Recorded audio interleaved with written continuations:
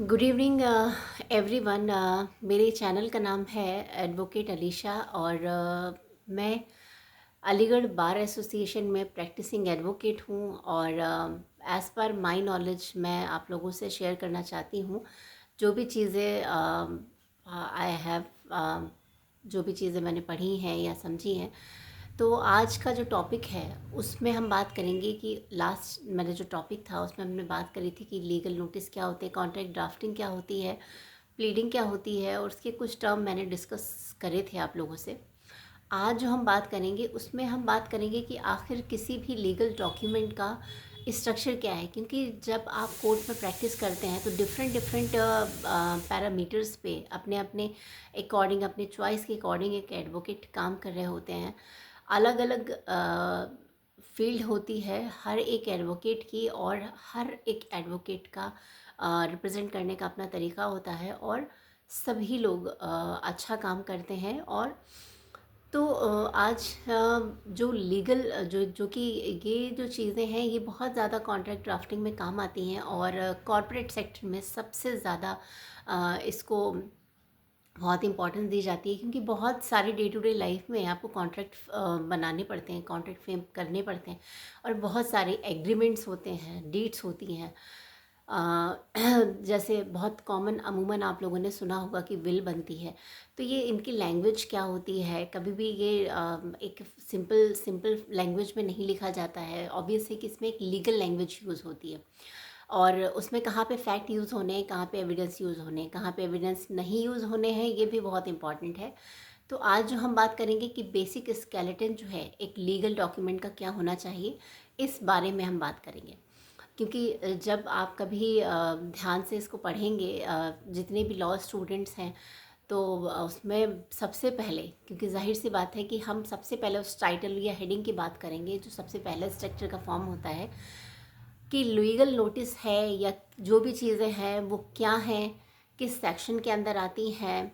यानी कि ऑब्वियस है कि सबसे पहले जब मैं अगर कोई चीज़ अपने बारे में बताऊंगी तो सबसे पहले इंट्रोड्यूस करूंगी कि मेरा नाम क्या है, मैं कहाँ को बिलोंग करती हूँ, किस जगह पे काम करती हूँ। तो लाइक दिस, इस तरह से ही लीगल जो है डॉक्यूमेंट जो होते हैं उनमें सबसे पहले आपको ये पता होता है कि आखिर ये है क्या, ये विल है या कोई डीड है या इसके अलावा कोई लीगल एग्रीमेंट है। और बहुत सारे डिफरेंट डिफरेंट फील्ड में टेक्नोलॉजी एग्रीमेंट, बहुत सारे एग्रीमेंट्स होते हैं। अब सेकंड डिस्क्रिप्शन जो होता है, एक नॉर्मल जो ड्राफ्टिंग होती है उसमें बता रही हूँ कि पार्टीज़ का डिस्क्रिप्शन होता है। पार्टीज़ का डिस्क्रिप्शन मीन्स उसका नेम, उसका एड्रेस, उसकी एज क्या है, उसका स्टेटस क्या है, फैक्ट जो हम उसमें लिखते हैं। अच्छा, फैक्ट जो हम उसमें मेंशन करते हैं वो हमेशा क्रोनोलॉजिकल ऑर्डर में होता है। लाइक कुछ भी नहीं कि मतलब मुझे ये पहले पता था या मुझे ये ज़्यादा पहले सही लग रहा है तो मैंने उस चीज़ को पहले मेंशन कर दिया और बाद में मैंने दूसरा पॉइंट जो है उसको डाला, ऐसा नहीं होता है। हाँ, दूसरी चीज़ इसमें इम्पॉर्टेंटली जो होती है कि जो फैक्ट आप मेंशन करते हैं क्रोनोलॉजिकल ऑर्डर में, उसमें सबसे इम्पॉर्टेंट चीज़ है कि वो हमेशा शॉर्ट होने चाहिए, क्लियर होना चाहिए और डेट वाइज होना चाहिए। यानी कि अगर आप किसी क्रोनोलॉजी में बात करते हैं तो 1 तारीख को ये हुआ था, फिर उसके 4 डेज़ के बाद ऐसा हो गया था, फिफ्थ डे या 6 डे के बाद एबसेंट रहे और उसके बाद 10 डे, इस तरह से चीज़ें हुई। तो इस तरह से हमें एक पूरा सीरियल वाइज हम उस चीज़ को लिखते हैं।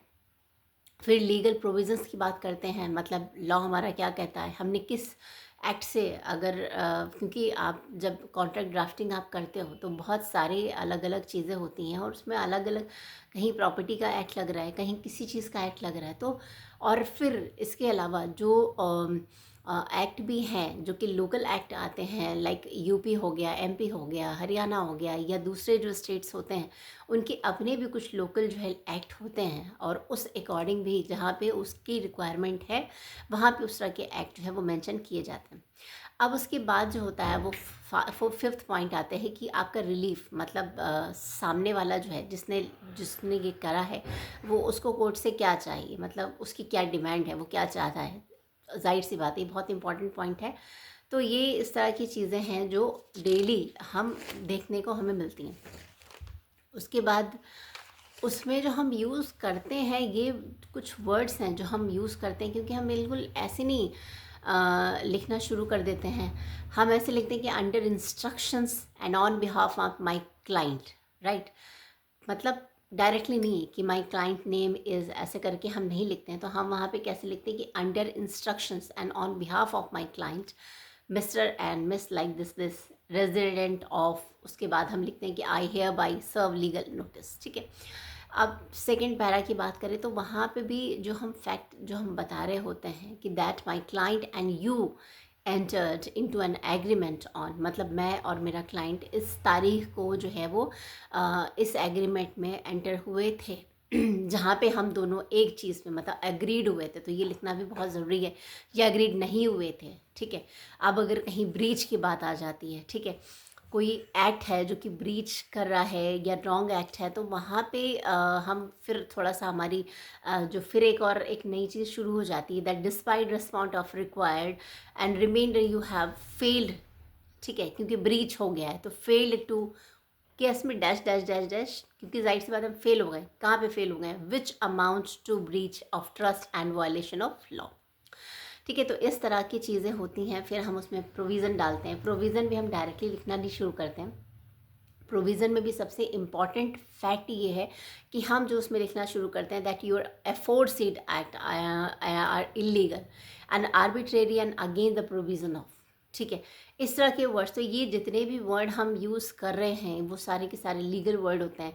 हम दैट यूज़ करते हैं, हेयर इन आफ्टर यूज़ करते हैं, दे सेड यूज़ करते हैं, whereas and it is submitted that. तो इस तरह के वर्ड हैं जो इम्पॉर्टेंट हमारे कॉन्ट्रैक्ट में। ठीक है, और फिर उसके बाद हम डिमांड क्या करते हैं। मैंने आपको ये चीज़ पहले भी बताई थी कि आखिर जो भी अगर मान लीजिए कोई प्लेंट है, ठीक है, और वो किसी सूट में प्लेंट जो है दायर की जाती है और उसमें जिसकी तरफ से प्लेंट दायर की जाती है, अगर वहाँ पे उसकी क्या डिमांड है, वो क्या चाहता है सामने वाले से।